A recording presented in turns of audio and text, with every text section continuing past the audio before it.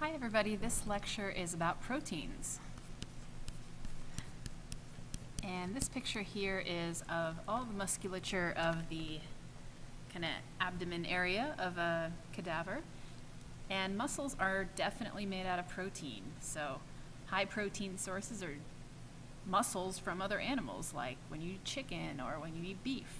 Other good protein sources, as we know, are eggs and beans, any kind of legume, or nuts like almonds, cashews, that kind of thing. So let's get into some of the structure and function of proteins. All right, as far as the structure goes, a protein is a polymer. It's a macromolecule, which means it's a big, long chain made out of smaller monomers. Okay, and each monomer for a protein is an amino acid. Okay, so we talked about that in class. And each amino acid has the same structure. Okay, there are 20-some amino acids, and they're all a little bit different, but they share that they each have this carboxyl group. Okay, so that carboxyl functional group is attached to what's called the central carbon.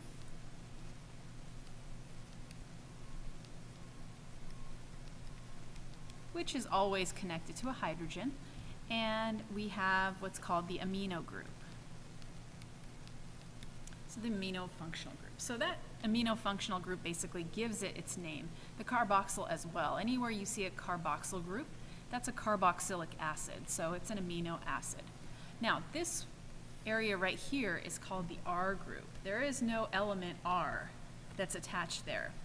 This is kind of like X in math equations. It could be anything. So the R group changes from each amino acid to another. So let me show you some examples. Okay, so this is one amino acid, aspartic acid, and so there's our amino group, there's our carboxyl group, which means that must be our central carbon. Remember, that's always bonded to a hydrogen, which means this, this stuff right here, this is your R group. All right, same here, carboxyl amino, R group right here. And for glutamic acid, right there, and arginine right there. Okay, so remember, these are monomers, so these hook together, they bond together with peptide bonds to make up a protein.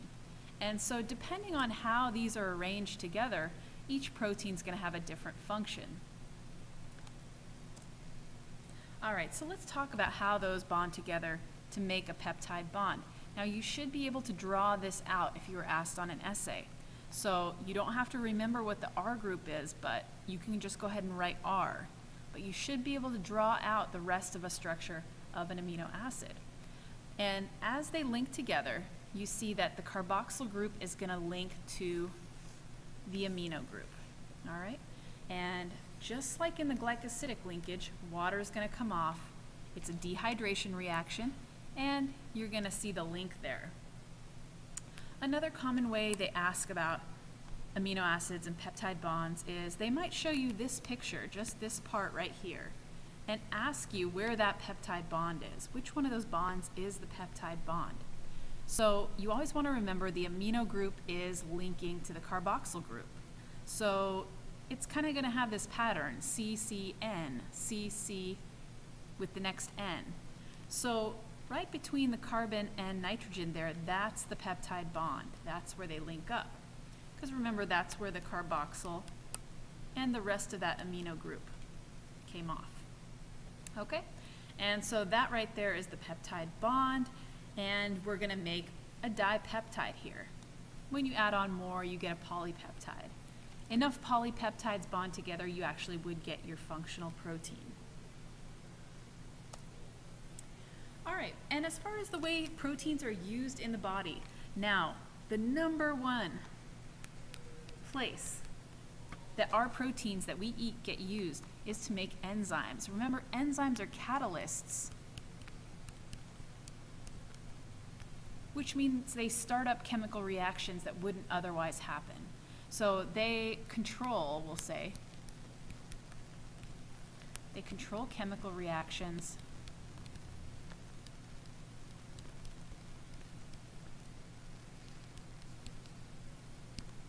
within the cells. All right, so proteins are really special because our DNA codes directly for proteins. Our DNA doesn't code for carbohydrates, it doesn't code for fats, it just codes for proteins. And so it's kind of cool because our DNA codes for enzymes, and enzymes do everything in the cells. So the enzymes are actually the ones that make the carbohydrates in our cells. They're the ones that produce the fats in our cells. So enzymes are sort of the workhorse of the cell. And so they are made of proteins. Now, one thing that's not in this list that you should know is that we do use proteins for energy too. Okay, so we actually do get 4 calories per gram of energy from proteins. All right, so if you just eat a high protein diet, you'll still have energy, you'll still have some fuel, okay? But remember, if you are going to use protein for energy, your body does have to convert that over to sugar.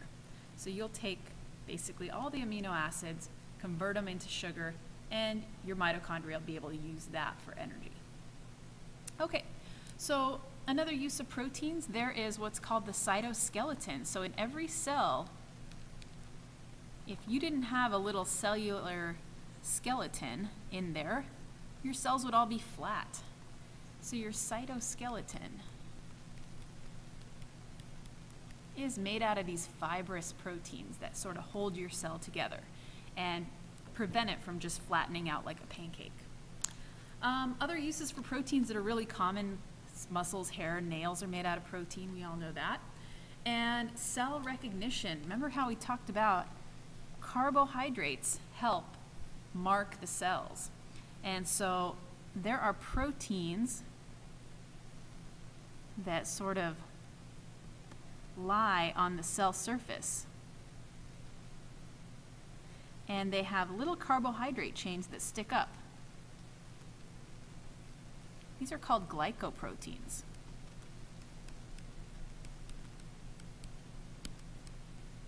So the square part that I drew was protein. And this little guy is a carbohydrate. Okay? And those together basically can recognize other cells. All right, so there might be another cell nearby with a matching glycoprotein. All right, and these cells would be in communication with each other then. So this is how cells sort of reach out to each other and communicate or attach to each other. So anytime cells need anything from each other, usually there's some sort of glycoprotein interaction going on. All right, now channel proteins. So anytime something big needs to get through the cell membrane, those would be the channel proteins. So they allow kind of larger molecules to pass through. All right, without those channel proteins, they just would basically get blocked by the cell membrane. The channel proteins are exactly the right shape to let things into the cell that we need. Okay, we're going to be going into this a little bit more in our next class, but basically, like we said, proteins are one big, kind of like one big piece of yarn. Okay, so proteins, you can totally unravel them, and all the individual amino acids are peptide bonded together. All right, so kind of like a piece of yarn, proteins are sort of linear like that. And they do sort of fold up on themselves, like you see in a ball of yarn. And we could even organize them even further until we finally get the functional protein, or in this case, we're knitting a sweater. So this is the actual useful item that we get out of the whole thing. So proteins in their linear form are not very useful, but as we fold them and they get more and more complex and organized, we can finally fold them up into their final structure that can actually do things in our cells. Okay. Actually, I'm going to stop our lecture here. We're going to pick up right here tomorrow. So if you have this photograph in your notes, just hang on to it and we will address this tomorrow. So have a good evening, folks.